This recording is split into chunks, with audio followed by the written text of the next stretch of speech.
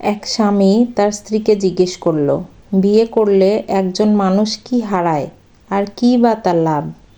স্ত্রী মুচকি হেসে বলল, একজন পুরুষ বিয়ের পর তার একাকিত্ব, ছোট ছোট সিদ্ধান্ত নেবার স্বাধীনতা আর চিন্তা না করে কাজ করার ক্ষমতা হারায়।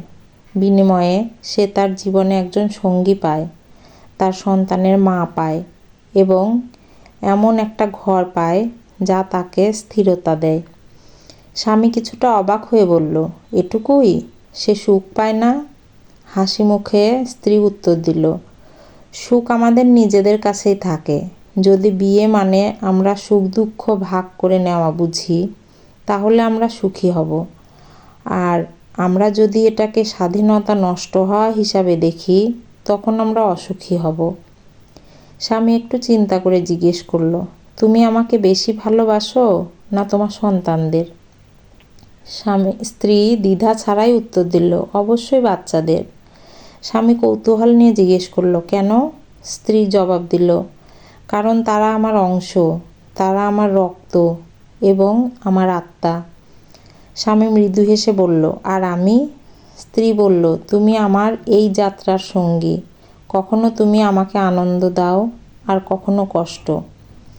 এই সংলাপ শেষে স্বামী বসে বসে ভাবছে, আসলেই কি দাম্পত্য সম্পর্ক ত্যাগের ওপর গড়া?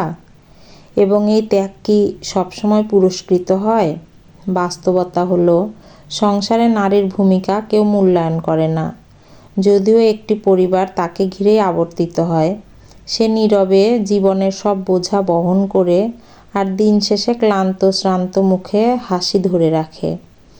আর যখনই পরিবারে কোনো সমস্যা হয়, সবাই তার দিকেই অভিযোগের আঙুল তোলে। বাচ্চা আঘাত পেলে বলে, মা তার দায়িত্ব পালন করে না। বাচ্চা কারো সাথে খারাপ ব্যবহার করলে বলে, মা তাকে সঠিক শিক্ষা দেয়নি।